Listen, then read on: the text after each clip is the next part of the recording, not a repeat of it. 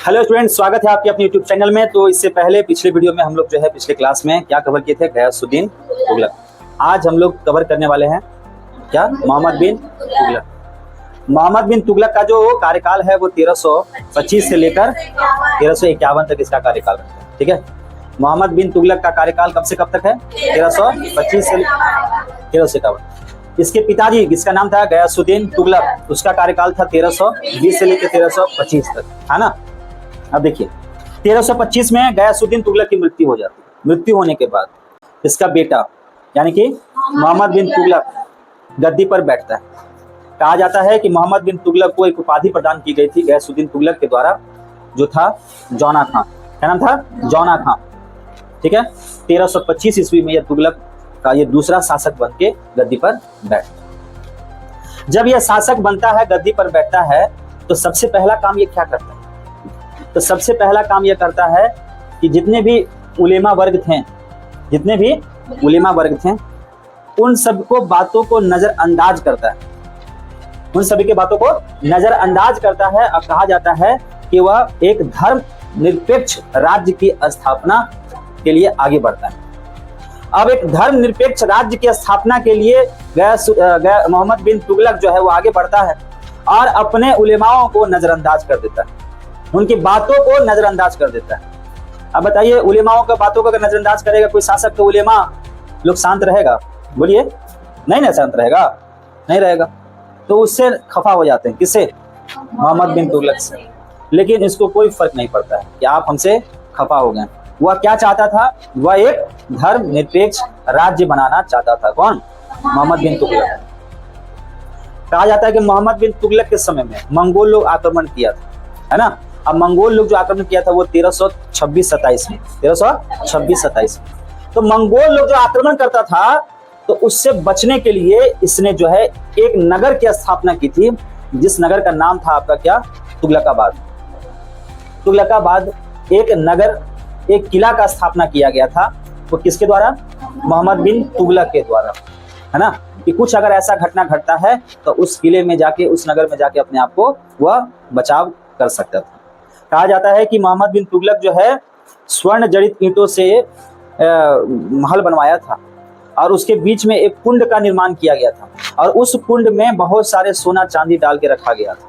सोना चांदी से वो कुंड को भर दिया गया था। और ये बात है कहाँ, तुगलकाबाद का।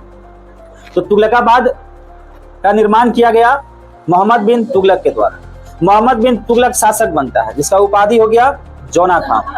और यह जब शासक बनता है तो मोहम्मद बिन तुगलक को धार्मिक एवं न्यायिक मामलों से उलेमाओं का वर्चस्व समाप्त करने के लिए, और वह चाहता था कि एक धर्म निरपेक्ष राज्य बने।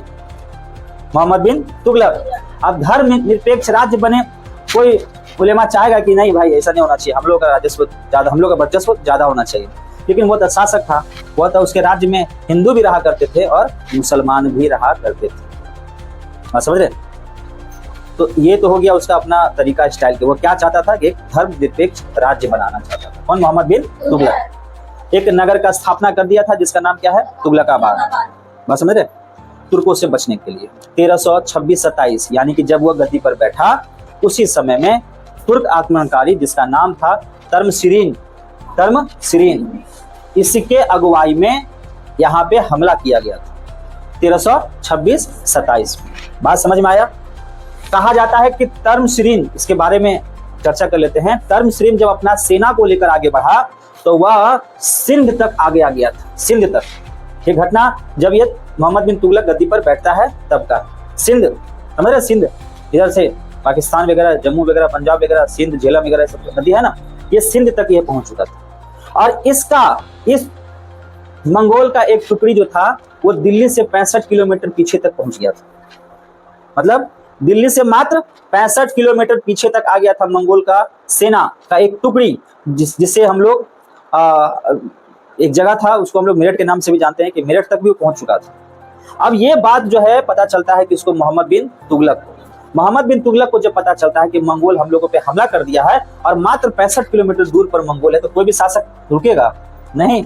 शासक अपना सेना को लेकर आगे बढ़ा और बढ़ने के बाद जो है वो मंगोल पे हमला करता है। और कहा जाता है कि झेलम नदी के किनारे झेलम नदी के किनारे मंगोल के साथ में मोहम्मद बिन तुगलक का जबरदस्त युद्ध होता है और इस युद्ध में मोहम्मद बिन तुगलक जो है जीत जाता है। अब मंगोल यहाँ पे हार जाता है, मंगोल यहाँ पे हार गया। उसके बाद कहा जाता है कि कालानौर, नाम सुने, कालानौर तक जो है मोहम्मद बिन तुगलक अपना विस्तार कर लेता है, कालानौर तक अपना विस्तार कर लिया और पेशावर तक वो पहुंच चुका था। कौन? मोहम्मद बिन तुगलक। ठीक है, बात समझ रहे? तो यही सब हमला से बचने के लिए उसने एक नगर का निर्माण करवा लिया था जिसका नाम था क्या? तुगलकाबाद। मंगोल लोग हमला किया, ये भी देख लिए। मंगोल लोगों को झेलम नदी के किनारे वह परास्त किया, भगाया, वो भी आप देख लिए। मोहम्मद बिन तुगलक एक ऐसा सुल्तान था, शासक था, जिसे हिंदुओं के होली में शरीक हुआ था। हिंदू लोग जो होली खेलता था ना, तो उसमें ये पहला शासक था जो उसमें शरीक हुआ था, मतलब उसमें शामिल हुआ था। कौन? मोहम्मद बिन तुगलक। ठीक है, अब मोहम्मद बिन तुगलक के सामने में एक बात आती है, आपको बता देते हैं, एग्जाम में पूछा जाता है कि मोहम्मद बिन तुगलक के दरबार में कौन अफ्रीकी यात्री हिंदुस्तान आया था? तो वह, उसका नाम था इब्न बतूता। इब्न बतूता जो है भारत में मोहम्मद बिन तुगलक के दरबार में आया था। यह एक अफ्रीकी यात्री, क्या था? अफ्रीकी यात्री था। बात समझ में आया? मोहम्मद बिन तुगलक का एक कोट है, उसके बारे में आपको बताना चाहते हैं। उसने कहा है कि मेरा साम्राज्य रुग्ण हो गया है और यह किसी उपचार से ठीक नहीं होता है। वैद्य सर दर्द ठीक करता है तो बुखार हो जाता है, और अगर बुखार ठीक करने की कोशिश करता है तो कुछ और हो जाता है। किसका बात है? मोहम्मद बिन तुगलक का बात। अब सोचो ना, एक शासक जो है गद्दी पर बैठा 1325 ईस्वी में, और 1326 ईस्वी में उसने मंगोल लोग क्या किया? हमला कर दिया। और झेलम नदी के किनारे बेचारा सेना लेके गया और उसको परास्त किया। परास्त करने के बाद कहा जाता है कि कालानौर तक पूरा शासक को अपना कैप्चर में ले लिया और पेशावर तक वो पहुंच चुका था। कौन? आपको मोहम्मद बिन तुगलक। खदेड़ के भगा दिया किसको? मंगोल लोगों को। अब समझे? अब इसके दरबार में एक अफ्रीकी यात्री कौन आया? इब्न बतूता आया। कौन आया? इब्न बतूता आया। तो मोहम्मद बिन तुगलक के बारे में इतना तो आप समझ गए कि क्या क्या उसके साथ हुआ, है ना? वो क्या करना चाहता था, क्या हो जाता था। मोहम्मद बिन तुगलक जो उलेमाओं का बात को नहीं मानता था, तो फिर वो करता क्या था? मोहम्मद बिन तुगलक के बारे में कहा जाता है कि मोहम्मद बिन तुगलक जो है वह तर्क पर आधारित सिद्धांतों पर शासन चलाने का प्रयत्न किया। तर्क पर आधारित शासन चलाने का प्रयत्न करता है कौन? मोहम्मद बिन तुगलक। कहा जाता है कि उसने धर्म और दर्शन का गहरा अध्ययन किया था तथा वह बहुत विवेचनात्मक बुद्धि व खुले विचार वाला व्यक्ति था। ठीक है, कभी कभी आप देखे होंगे कि आजकल क्या, कभी भी लोग जैसे कि होता है ना, एक लोग होते हैं क्या कि लोग दूर दृष्टि का नहीं सोचते हैं, है ना, क्विक बोलते हैं कि ये एक्शन ले लीजिए। बात समझ रहे हैं? ये एक्शन ले लेते हैं। अब कोई होता है जो दूर दृष्टि का सोचते हुए वो काम करता है। तो मोहम्मद बिन तुगलक जो है ना, वो दूर दृष्टि का नहीं सोचता था ज्यादा। वो सोचता था कि नहीं, जो हो रहा है इसे कर दो, ऐसे कर दो, सब हो जाएगा। तर्क पे ज्यादा वो अपना ध्यान देता था कोई भी चीज पर। उलेमाओं का बात को तो मानता नहीं था। साथ ही साथ क्या था, वह एक धर्म और दर्शन का गहरा अध्ययन किया हुआ व्यक्ति था। और उसके बाद कहा जाता है कि वो विवेचनात्मक बुद्धि व खुले विचार वाले व्यक्ति भी था। कौन? मोहम्मद बिन तुगलक। इसका जीता जाता नमूना आपको देखने को मिलेगा 1327 ईस्वी में, जब राजधानी परिवर्तन करता है। होता क्या है कि मोहम्मद बिन तुगलक दिल्ली में बैठा हुआ था, उधर मुगल लोग हमला किया 1326-27 में। वो मंगोल लोग हमला किया 1326-27 में। वो उधर लड़ने चला गया। अब यह चाहता था कि मेरा साम्राज्य जो है दक्षिण की तरफ भी फैले। बात समझे? अब इसका यह कहना था कि अगर दक्षिण की तरफ अगर हमको शासन करना है, या फिर हमको पूरे भारत में अगर शासन करना है, तो हमको दिल्ली में रह के शासन नहीं हो पाएगा। दिल्ली में रह रहे हैं तो इधर सिंध दिखाई दे रहा है, पेशावर दिखाई दे रहा है, दिल्ली दिखाई दे रहा है, लेकिन साउथ वाला जो राज्य सब था वो लोग हमको ज्यादा वैल्यू नहीं कर रहा है। वो लोग अपने आप को स्वतंत्र बना ले रहा है, टैक्स नहीं देंगे, फ्रीडम अपना कर ले रहा है, आजाद कर ले रहा है अपने आप को दिल्ली से। तो उस पर नियंत्रण कैसे होगा? तो 1327 ईस्वी में यह जो है एक कदम उठाता है। वो कदम क्या था 1327 ईस्वी में? तो दिल्ली से देवगिरी, कहाँ? देवगिरी, ये अपने जितने भी राज्य में फरमान जारी करवा दिया, डंका पिटवा दिया। सुन रहे भाई, सभी लोगों को जाना अनिवार्य है, हम लोग जो है राजधानी परिवर्तन कर रहे हैं। कहाँ? तो हम लोग जा रहे हैं देवगिरी, और जाना सभी को क्या है? कंपलसरी है। ठीक है, ये वही देवगिरी है जिसका नाम आप लोग दौलताबाद के नाम से जानते हैं, दौलताबाद। अब राज्य में पूरा डंका पिटवाया। अब राजा कह रहा है कि चलना है। अब दूरी जानते हो 1500 किलोमीटर। अब उस 1500 किलोमीटर को उस समय तो कोई जहाज था नहीं, एने से उठाए एने से लैंड कर गए। हेलीकॉप्टर था नहीं कि एने से उठाए उन्हें पटक दिए, हाँ नहीं। तो लोग जाते थे या तो पैदल या फिर घोड़ा से, ये नहीं जाएंगे।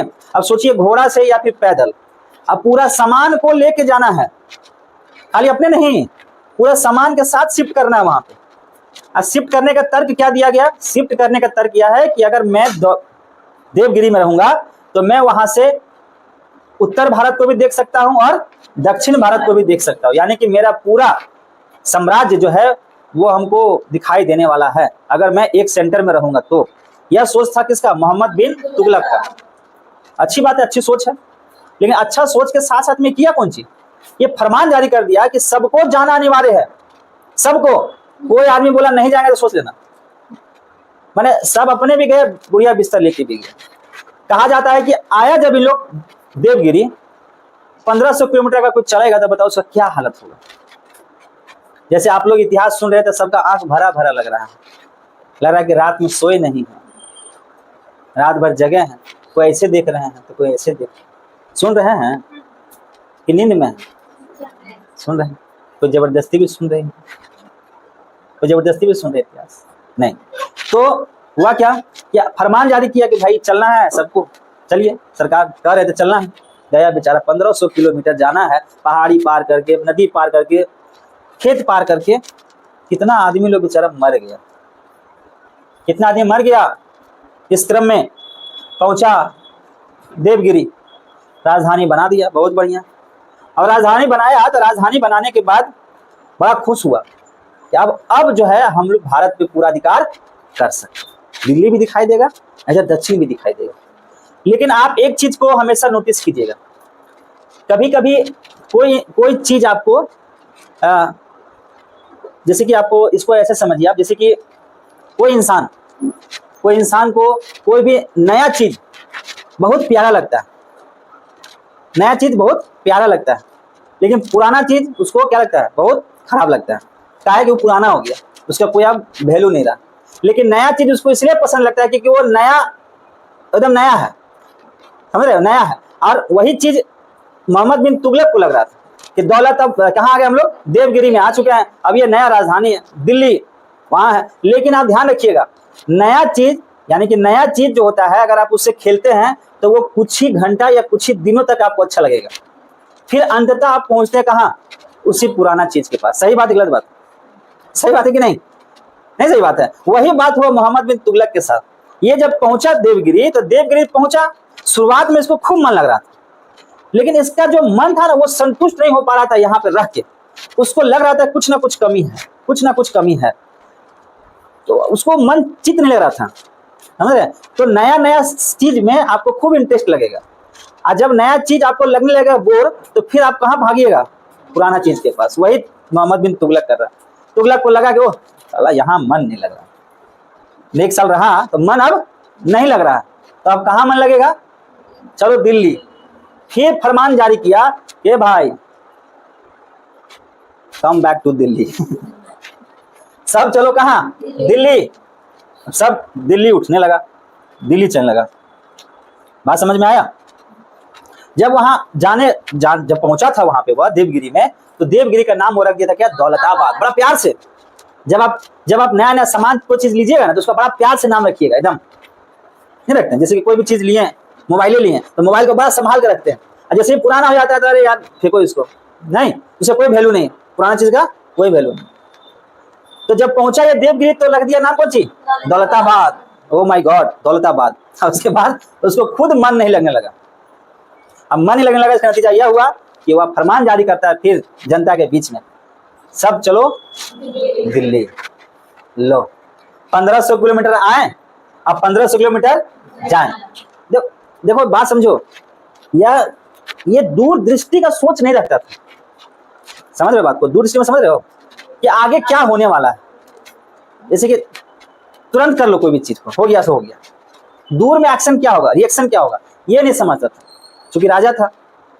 बस हमें सोचा कि हम जो कहेंगे वही होगा, समझ रहे हैं। वो दूर सोच के कोई काम नहीं करता, तो वही नतीजा वही होता है कि दौलताबाद से, यानी देवगिरी को नाम रखा क्या, ये दौलताबाद। और दौलताबाद से ये पुनः कहता है कि कहाँ चलना है भाई, दिल्ली चलना है। लो राजा का आदेश, सब सामान उमान लेके चलना, ऐसे नहीं चलना है, दिल्ली सब सामान। अब सोचो 1500 किलोमीटर फिर जा रहा है लोग सामान उमान लेकर, पहाड़ नाला नदी क्या क्या अगड़म बगड़म पार करके पहुंचना है कहाँ, दिल्ली। राजा तो अपने हाथी में बैठा होगा, चल रहा टुक टुक टुक टुक, जनता लोग कोई डेक्ची लेके, कोई माथा में कुछ लेके चल रहा है, आगे बढ़ते जा रहा है। कहा जाता है दिल्ली पहुंचने के क्रम में भी बहुत सारे लोग की क्या हो जाती है, मृत्यु हो जाती है। ये सब बात उसको समझ में आया बाद में, बात समझे। तो ये घटना एक राजधानी परिवर्तन जो 1327 में किया था, कौन, मोहम्मद बिन तुगलक। अब देखो मन इसका छटपटाते रह रहा है। अब आता है 1329 से लेकर 1330। 1329 में इसने एक और क्या कहते हैं उसको, एक और चलन चलवाया, कहा उसको प्रतीक मुद्रा। अब ये प्रतीक मुद्रा क्या है, ध्यान से सुनना। कहा जाता है कि उस समय में, जिस समय में यह शासक बना था, उस समय में चांदी के सिक्के चलते थे। तो चांदी के सिक्का का क्या हुआ था ना कि कमी पड़ गया था, कमी हो गया था।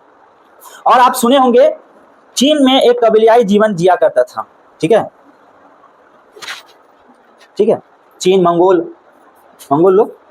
तो चीन का एक कबीला का सरदार कही, जो कि उसका नाम था कुबलई खां। ये कुबलई खां उस वक्त में प्रतीक मुद्रा का प्रचलन करवाया था, जो उसके लिए सफलता मतलब उसको कहा जाए कि वो सफल रहा। मतलब चीन का जो था, जिसका नाम था कुबलई खां, इसने प्रतीक मुद्रा चलाया था और वह सफल रहा। अब तुगलक के समय में चांदी के सिक्के की किल्लत हो रही थी, तो इसने कहा कि भाई ऐसा है कि चलो हम लोग भी प्रतीक मुद्रा चलाते हैं। याद रखना, प्रतीक मुद्रा चलाते हैं, बहुत बढ़िया, ठीक है। और प्रतीक मुद्रा चलाने वाला ये, आगे सुनो कहानी, आगे बताते हैं। उससे पहले 1294 में काई कातू नामक एक ईरानी शासक था, काई कातू, ठीक है, काई कातू एक ईरानी शासक था जिसने कागजी मुद्रा चलाया था। कागजी मुद्रा चांद प्रचलित करने की कोशिश किया था इसने, कागजी मुद्रा। सोच रहे तब से अभी कोई चीज नया नहीं है, कोई भी चीज नहीं, सब चल रहा। अब चीन का कुबलई खां प्रतीक चिन्ह चलाया, प्रतीक मुद्रा। चांदी का किल्लत हो रहा था इसके राज्य में भी, तो मोहम्मद बिन तुगलक भी सोचा कि क्यों ना हम लोग भी प्रतीक मुद्रा चलाएं। तो प्रतीक मुद्रा जो यह चलाया, तो इसने कहा कि कांसे का सिक्का हम लोग बनवाएंगे, चांदी का नहीं, कांसे का सिक्का, और चांदी के टंके करिए बराबर हो, वैल्यू उसका वैल्यू होगा बराबर। अब बताओ, चांदी तो सब जगह नहीं मिलता, लेकिन कांसा मिलेगा ना। अब हुआ क्या, जब ये जनाब प्रतीक चिन्ह चलाया, तो इससे भी ज्यादा होशियार लोग, जनता ज्यादा होशियार होता है, इन लोग क्या किया, जब ये चांदी का सिक्का चलाया था, तो लोग घर घर चांदी का सिक्का बनाना शुरू कर दिया, समझे। चांदी बोल रहे हैं, कांसा का सिक्का, सॉरी, कांसा का सिक्का बनाना शुरू कर दिया। कांसा अवेलेबल हो जाता है ना, कांसा का सिक्का बनाना ये लोग शुरू कर दिया। अब ये राजा को पता चला, ये भाई कांसा का सिक्का तो घर घर बनाना शुरू कर दिया, ठीक है। तो बोला राजा कि ना, इसको भी चेंज करो, ये भी कन्वर्ट करो। तो इसको भी कन्वर्ट करके इस फैसला को, यानी कि प्रतीक मुद्रा के फैसला को ये वापस ले लिया। बोला कि नहीं, चांदी का ही सिक्का चलने वाला है। बात समझ में आया। ये आपका कौन है, मोहम्मद बिन तुगलक, क्या क्या काम कर रहे समझ में आ रहा है। तो इसका हम लोग नेक्स्ट जो है वो नेक्स्ट वीडियो में देखने वाले हैं, ठीक है।